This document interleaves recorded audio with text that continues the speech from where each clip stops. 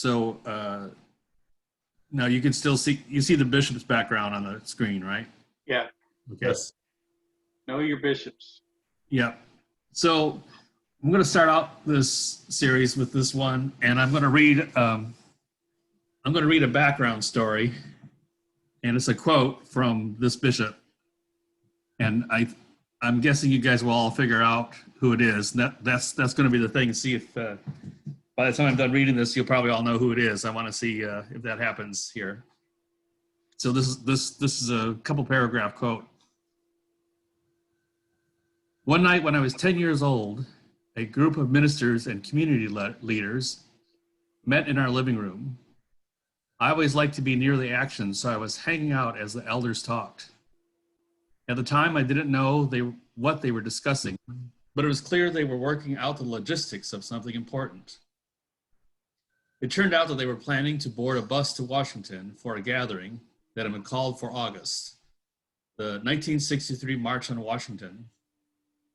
I imagined that at the time, as they worked on details, looking for funding, settle conflicts among themselves, and organize a movement, they probably didn't realize they were part of a greater dream. At the march, Dr. Martin Luther King Jr. gave voice to what he called the dream of a new America, where there is liberty and justice for all.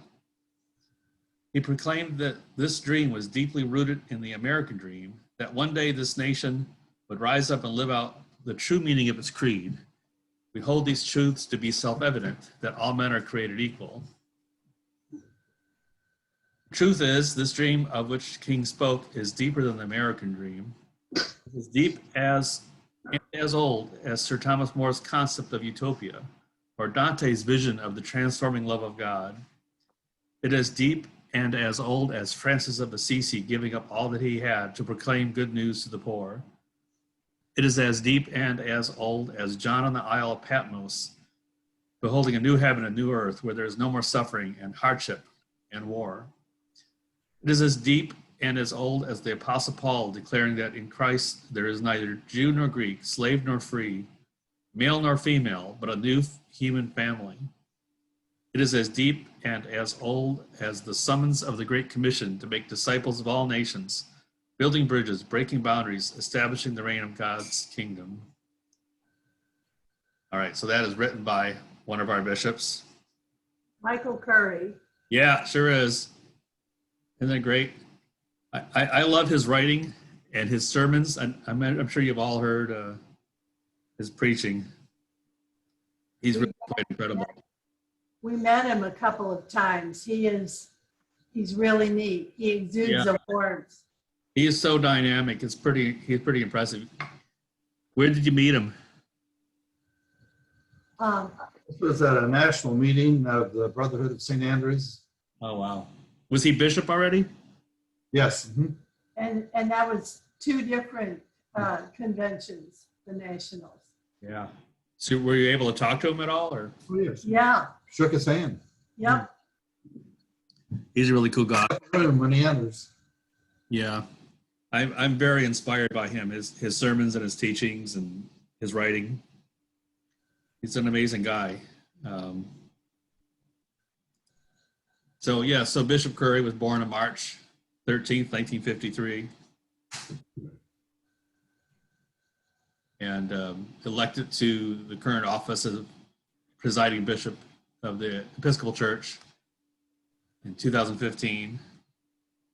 And of course, we all know he's the first African-American to serve as presiding bishop of the Episcopal Church. And previously been bishop of the Diocese of North Carolina. And I'm sure everybody knows the story too. But his story begins with his mother, Dorothy Curry. You know, Dorothy, his mother, was converted to being an Episcopalian by reading C.S. Lewis. Oh. Yep, she had read C.S. Lewis's writings and was inspired by that. And this happened, she became an Episcopalian because of his writings. And during that time, when she became an Episcopalian, she was dating her future husband, Kenneth Curry. And Kenneth Curry was a Baptist preacher. And so he would go with her to the Episcopalian church. And this is another quote from Bishop Curry. You've probably heard this story before too, but this is Bishop Curry's writings. He says, "My father didn't feel comfortable going up for communion, but when my mother went up, he watched closely. Was the priest really going to give her communion from the common cup? And if he did, was the next person really going to drink from that same cup? Would others drink too, knowing a black woman had just sipped from that cup? He saw the priest offer her the cup, and then she drank. The priest offered the cup to the next person at the rail, and that person drank. And then the next person, and the next, all down the rail. When my father told the story, he would always say, 'That's what brought me to the Episcopal Church. Any church in which black folks and white folks drink out of the same cup knows something about the gospel that I want to be a part of.'" Oh, wow. Yeah, isn't that a great story? That's beautiful. I never thought of it that way, but that's amazing observation. Yeah. Well, you know, I mean, fortunately, we've grown past that, or at least most of America has. Not all of America has. I'm sure there are some people that would like to go back to that, obviously, in the state we're living in. But yeah, the time and era when that was going on, that was transforming to Kenneth Curry to see that happen. Because we were still in Jim Crow era back then when that was happening. You know, when Kenneth Curry was converting from being a Baptist preacher to an Episcopalian. You know, Jim Crow was still alive and well. Was that an Episcopal church in the South? Yeah. Oh. Yeah. Well, I think it was the South. Yeah, I'm not sure, but I had not known his father was a Baptist preacher. yeah, right. It must be in the genes. That certainly Well, he explained his preaching style. well, after Kenneth Curry converted to Episcopalianism, he became an Episcopal priest too. So, Huh. and actually His parents were visiting churches. They went to the Episcopal church, and that was the only church where someone came up and was brave enough to talk to him. It's a story I already heard, and maybe you already told that story, but I think I heard him say that in some meeting someplace. So that's how he ended up an Episcopalian. Yeah. Well, and so his dad converted to Episcopalianism too, became a priest, and his mother died fairly young, and he was raised mostly by his grandmother, who was Nellie Strayhorn, and so his grandmother had a great influence on him. His grandmother was Baptist, very spiritual.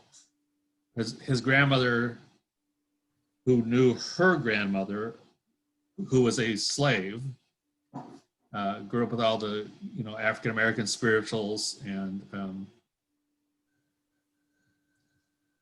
songs and that spirituality of the African American slaves, and passed that on to. And he wrote a story about some of his writing. One of his writings includes songs my grandmother sang, which is all about how his grandmother influenced his life. So Bishop Curry's education level, education history, he was attended public schools in Buffalo, New York. So I guess that answers our question of was it the New York. apparently it was Buffalo. But Yeah, because I would imagine that during Jim Crow, that Episcopal churches in the South would allow that. I mean, maybe they would want to, but I would imagine that the authorities would allow that to happen. But don't know. I don't know either. So he graduated from Hobart College in Geneva in 1975. Entered his Master's of Divinity from Yale in 1978.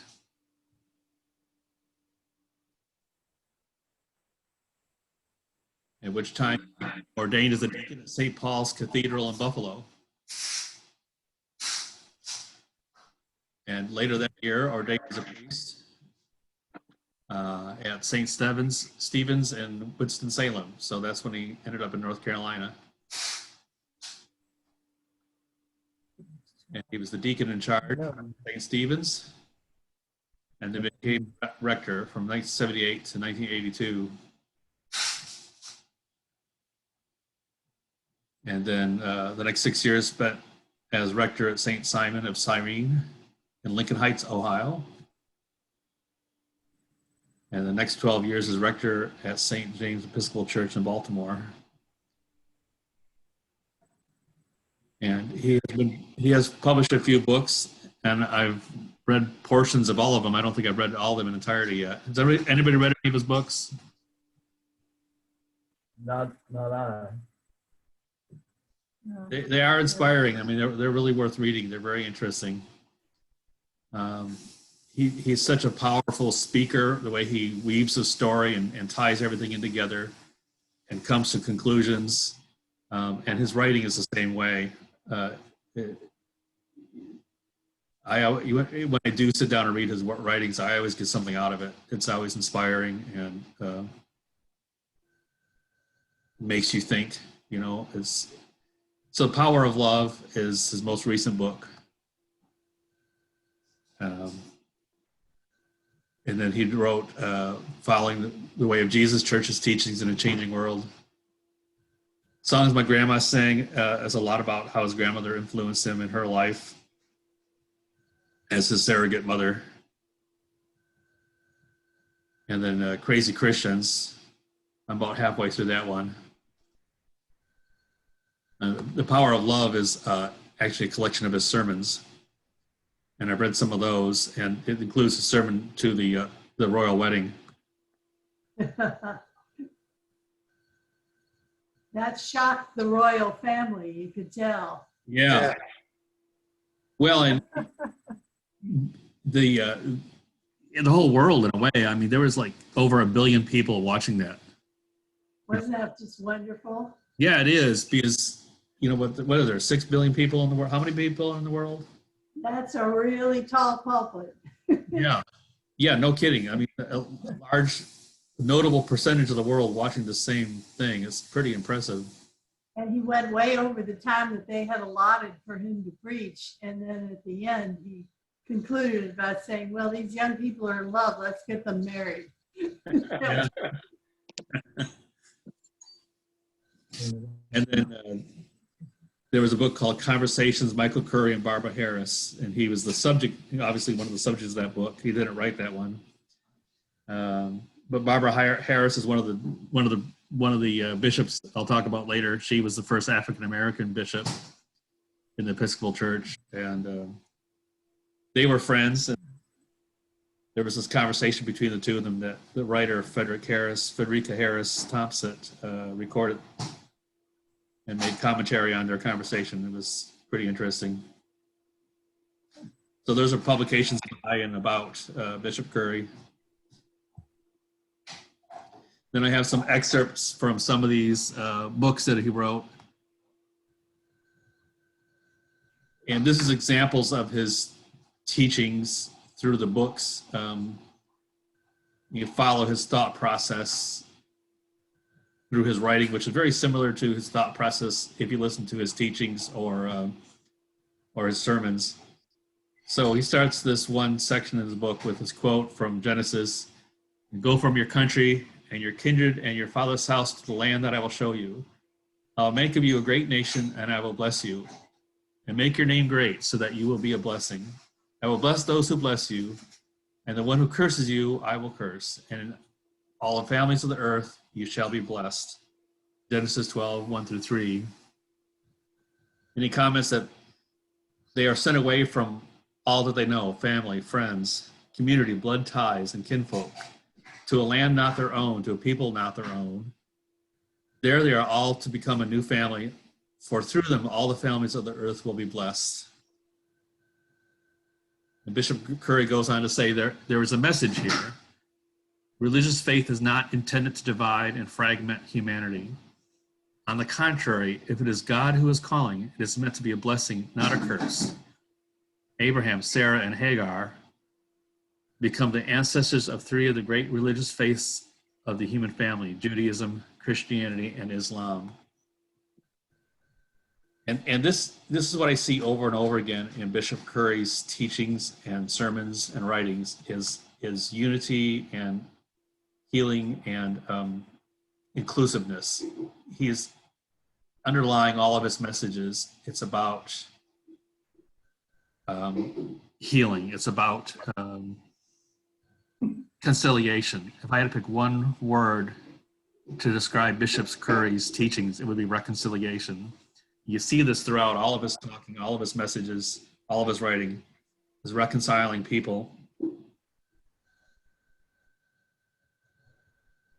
So here's some excerpts from Crazy Christians. As Christians, we must live our lives against the backdrop of that which is greater than ourselves. Otherwise, we'll spend our lives mired down in the constant micromanagement of a mess. But when we live our lives in the greater context of God and God's constant presence, things not only become manageable, they become transformed. Mountains you thought so incredibly high are not quite so high, and the valleys you thought so low are not quite so low. Jesus understood this, and that is why he was able to summon the first disciples to do something of which they were thoroughly, utterly incapable. For he, Jesus, is our peace, and in his flesh he has made both groups, Jews and Gentiles, into one, and has broken down the dividing wall. That is the hostility between us. He has abolished the law with his commandments and ordinances, that it might create in himself one new humanity in place of the two, thus making peace, and might reconcile both groups to God in one body through the cross, thus putting to death the hostility through it. So he came and proclaimed peace to you who are far off, and peace to those who are near. For through him both of us have access in one spirit to the Father. It's Ephesians 2:14 through 18. And then he goes on to talk about this passage and puts some perspective from a personal experience on it.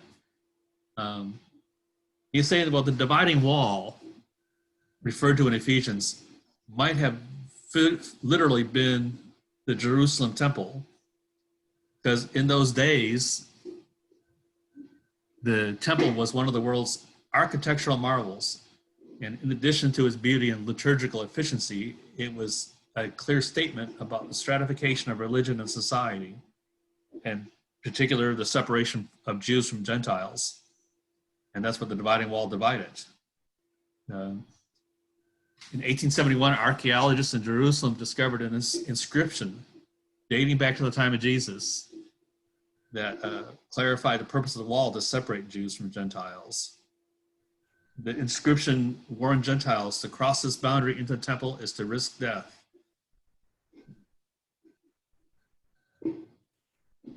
And the reality, logically,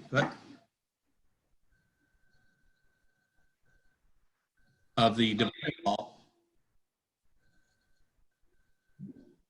could explain Jesus cleansing the temple just before he died with the words of the prophet Isaiah on his lips, "My house shall be called a house of prayer for all the nations." That's in Mark 11:17. So with this story in mind, the dividing wall of Jerusalem and that quote from Ephesians, Bishop Curry goes on, and this is all from his book, Crazy Christians. He goes on to talk about his experience he had when he was in Jerusalem, and he was a guest at St. George's Church. It's an Anglican cathedral in Jerusalem. And he struck up a conversation with a staff member. And the staff member told Bishop Curry he was a Palestinian and also an Anglican. And in the conversation, Bishop Curry asks him, when did he and his family become Christian? And this man answered, on the day of Pentecost. And the man goes on to say, my people are those mentioned in the Old Testament as the Hittites and the Jebusites.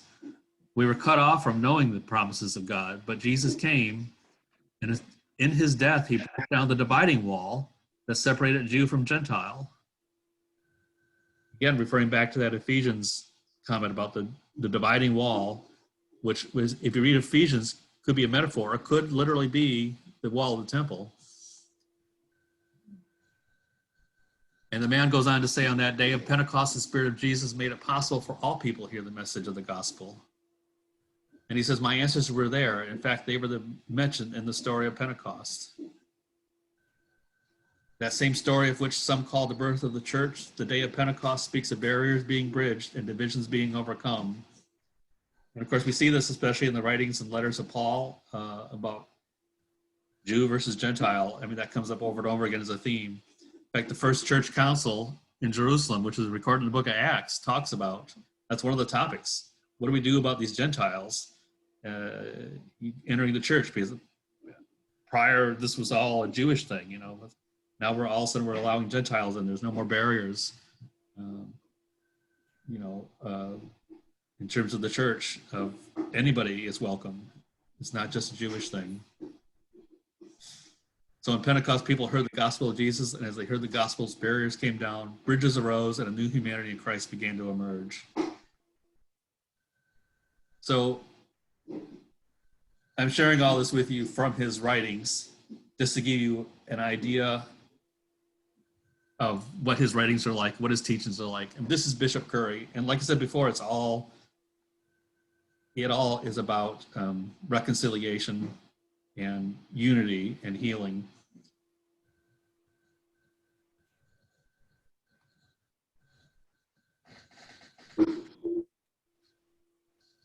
And then if we go to his book on his sermons, of course, this is from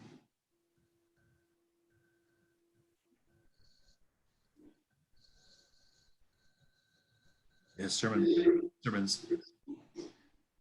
There's power in love. Don't underestimate it. Don't over sentimentalize it. There's power in love.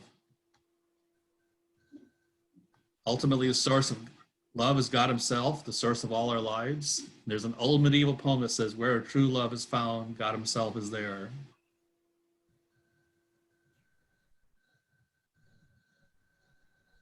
The New Testament says, beloved, let us love one another, because love is of God, and those who love are born of God and know God. Those who do not love do not know God. Why? For God is love. 1 John 4:7-8.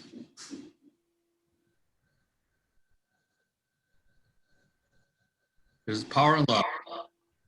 There's power in love to help us heal, and when nothing else can. There's power in love to lift up and to liberate when nothing else will. There's power in love to show us the way to live.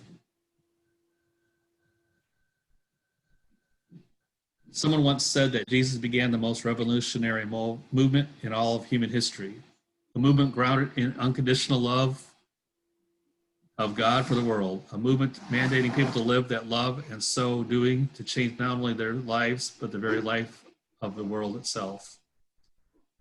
And actually the person who said that is pictured there with him. That's Professor Charles Marsh, who wrote a book called Beloved Community, How Faith Shapes Social Justice from the Civil Rights Movement to Today. And in his book, he quoted and talked about Bishop Curry also.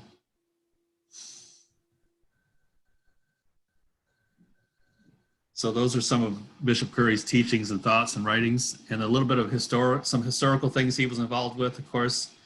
In January 2016, the primates of the Anglican Communion gathered at Canterbury Cathedral, invited by Justin Welby, who was then and still the Archbishop of Canterbury, and it was the first meeting in Canterbury that was attended by Curry as presiding bishop. One of the topics of that meeting was human sexuality and the Episcopal Church's approval in July 2015 of same-sex marriages. And that was a big topic, one of the big topics at this convention of bishops in Canterbury in 2016. And so that was just 4 years ago, so it's pretty recent history. And I don't know if you all know it, but it left a little bit of a rift between the Episcopalians and the rest of the Anglican Communion, because not everybody in the Anglican Communion agrees with same-sex marriages. So there's a little bit of tension there. Not like we were kicked out of the Anglican Communion, we're still part of it, but there's some disagreement within the Anglican Communion on that topic. Some of the other bishops were quite angry about it, actually. And there was this communique from some of them saying that they didn't really want the Episcopal Church representing Anglicanism in formal gatherings or formal statements. So there's a little bit of tension still there. I'm sure it'll heal eventually. I mean, they didn't like it when we started ordaining women or black people either, and they all got over that eventually. But the Bishop Welby also at that time put out a communique saying, let's have a task force aimed at healing this rift and rebuilding mutual trust. So he recognizes that there's this tension there and disagreement, and even Bishop Welby is looking to seek healing and unity eventually over this topic.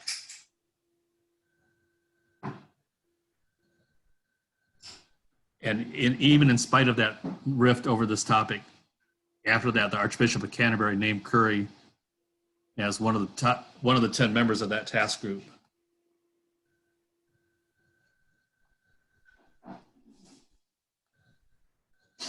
And even though some of the people said we don't want the Episcopalians representing us as Anglicans, it still happened even after that in October of that year. Bishop Curry represented the Anglican Communion in a delegation of Anglican primates to the Vatican. And it was led by Justin Welby. The leaders gathered together in ecumenical vespers, led jointly by the Archbishop of Canterbury and the Pope. So even though there were bishops of the Anglican Communion that didn't want us representing Anglicanism, it still happened afterwards. So it's just a little political tension that I think will resolve eventually. Like I said, this was 4 years ago. It's still pretty recent. Considering how slowly things move in the church, you know, it takes us centuries to resolve issues sometimes. 4 years is like yesterday.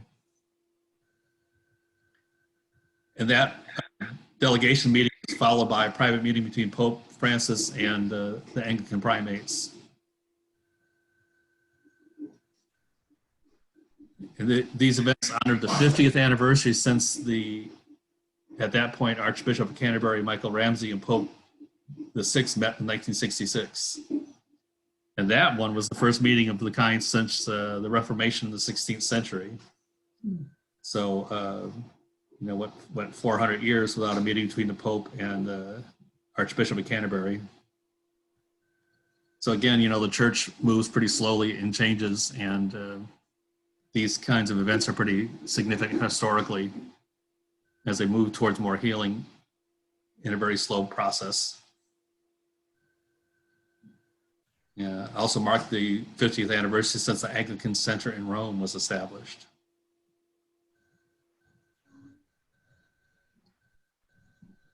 Other historical What is the Anglican Center in Rome? What's its responsibilities? Do you have any idea? No, I don't know.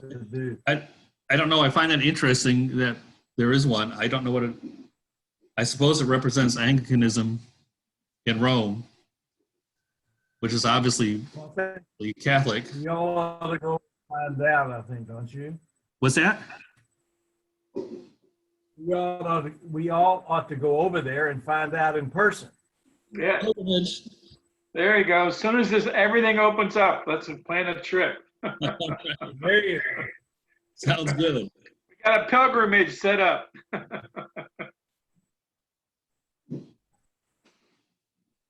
So some of the historical events of Bishop Curry, of course, we all know he did he officiated the funeral of George H.W. Bush in Washington National Cathedral in 2018.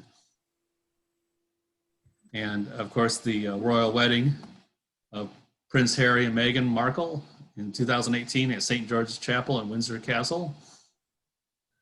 It estimated 100,000 people turned out to see the couple.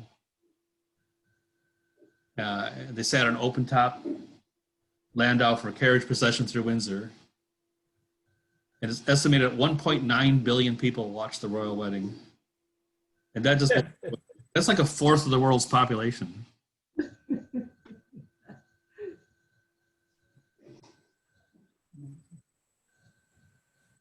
His family, of course, as we know, is descended from slaves on both sides. His mother and father were both descended from slaves.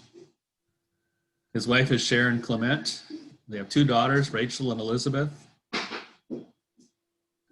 And that's a picture of his family, the Thanksgiving gathering a couple years ago.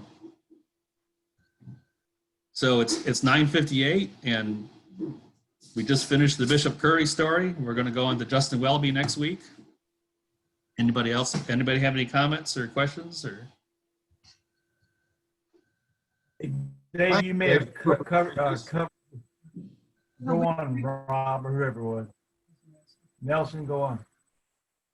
I'm just thanking David for preparing this. It was quite inspiring there. We have a very dynamic presiding bishop now. And oh, he's fantastic. Yeah, I love Bishop Curry. He's awesome. He also has a podcast called The Way of Love, and I listen to that once in a while, and it's inspiring. And actually, there's a couple of other priests who host it, and they talk about the topic, and they have snippets of his talking, his teaching, and sometimes interview him directly, actually. But it's a lot focused around his teaching and his Power of Love series. It's a really cool podcast. If you have a chance to pull that up and listen to it. What was it called? The Way of Love? Yeah, The Way of Love. Yeah. Let me pull up my podcast and look here. Yeah, The Way of Love. That's what it's called. It's a great podcast, and it's still being produced. It's ongoing. It's been going for a couple of years now. one aspect of being a bishop, perhaps maybe even the overpowering duty, is not only to be an inspiring religious leader, but also being a skilled politician and manager of the church hierarchy. Yeah.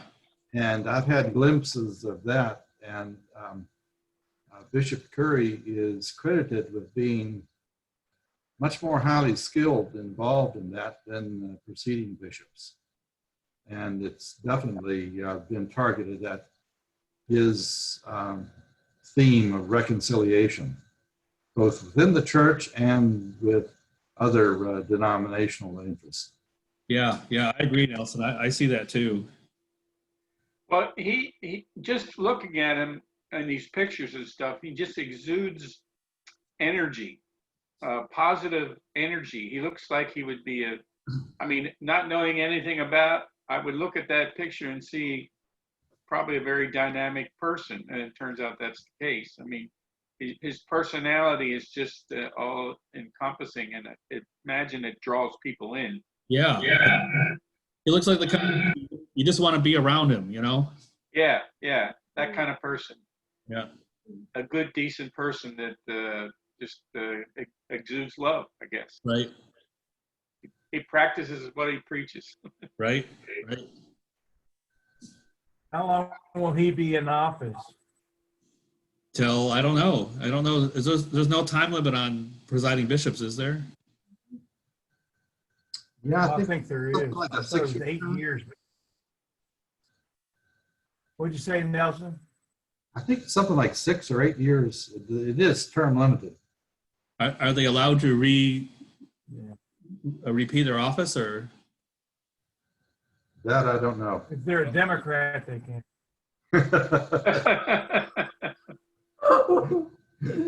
That's a great question. We need to find that out. He was also ill at one time during his service, I guess, or time in office. Do you know what that was all about? Did you read anything about that? What was that, Bud? He was ill. Oh, I don't know what his illness was. He had prostate cancer. Oh, okay. Yeah, but he was treated for it and it was resolved.